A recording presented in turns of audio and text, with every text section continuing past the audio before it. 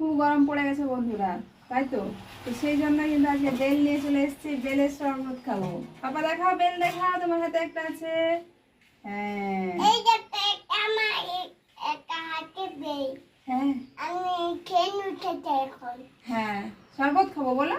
শরবত খাবো। হ্যাঁ, তো আমরা এখন তো শরবত খাবো। তো এটা কিন্তু এখন ফাটাবো। দেখো ভুল। কেটে গেছে, দেখেছো? ভুল।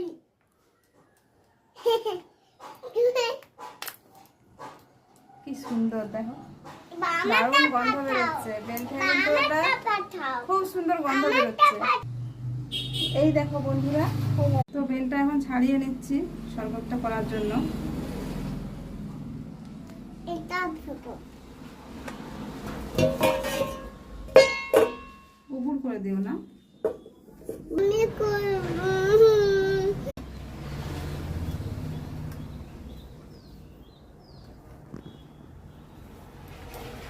এটা কি হচ্ছে মা? তুমি হ্যাঁ হ্যাঁ, তুমি কিছু হবে না। না এটা কি করছো তুমি? খেতে। হ্যাঁ, এবারে জলটা ঢেলে নিচ্ছি।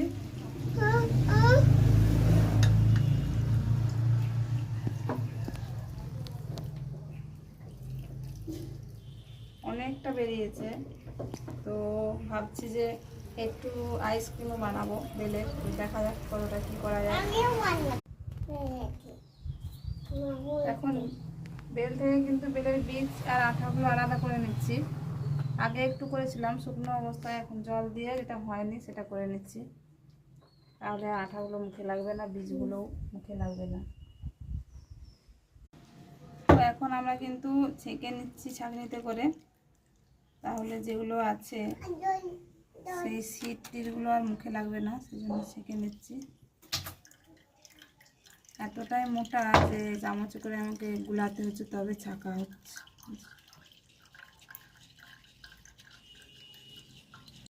এবার চিনিটা দিয়ে দিলাম, তাহলে আর একটু মিষ্টি হবে।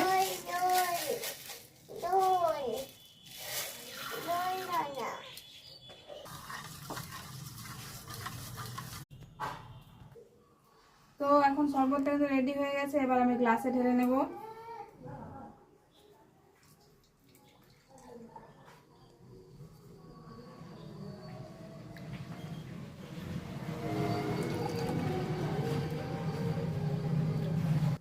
তো এই দেখো কালারটা দেখেছো কি। তো ভিডিওটা কেমন লাগলো অবশ্যই জানাতে ভুলো না, ভালো লাগলে অবশ্যই লাইক কমেন্ট এবং সাবস্ক্রাইব করে দিও। সকলকে অসংখ্য ধন্যবাদ।